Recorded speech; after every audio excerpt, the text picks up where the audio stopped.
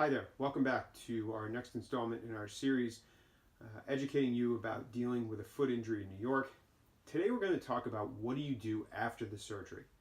So now at this point you've been to the podiatrist, you've apparently felt comfortable enough with his or her initial consultation that you've decided to move forward with the surgery. Now you've had the surgery and you're in the post-surgical period. That's the period of time immediately following the surgery when you should be going back to the office for periodic follow-up visits, and your condition should start to get better.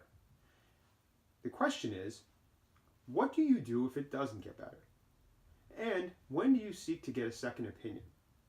Lots of people who come in through our office and who we ultimately represent had surgery with a podiatrist that probably should never have happened in the first place.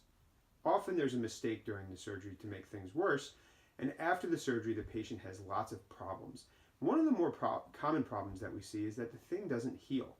The injury isn't healing. There's a lot of pain. There's a lot of continued swelling. The foot is out of alignment. The toes are out of alignment. And the patient often goes back to the podiatrist multiple times to try to get the problem fixed. Very common reaction by the podiatrist, however, is to simply say, well, it's healing. It's always going to be a little bit of pain. There's going to be a little bit of swelling associated with healing. Just give it time. Problem is, if there is a problem, just giving it time is not the answer. It doesn't help anything, and in fact, it often hurts it because it allows the foot to heal improperly in a lot of cases.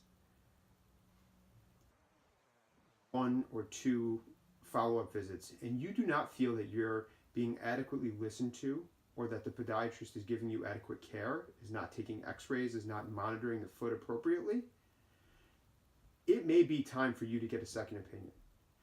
Don't be hesitant about going to get a second opinion.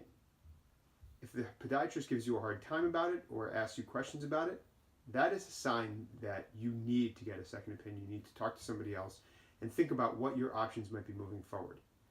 If you don't do this, you could find yourself in a situation where you are 6 or 12 months down the road and you have now had 2 or 3 or more surgeries with the same podiatrist and your foot is not better.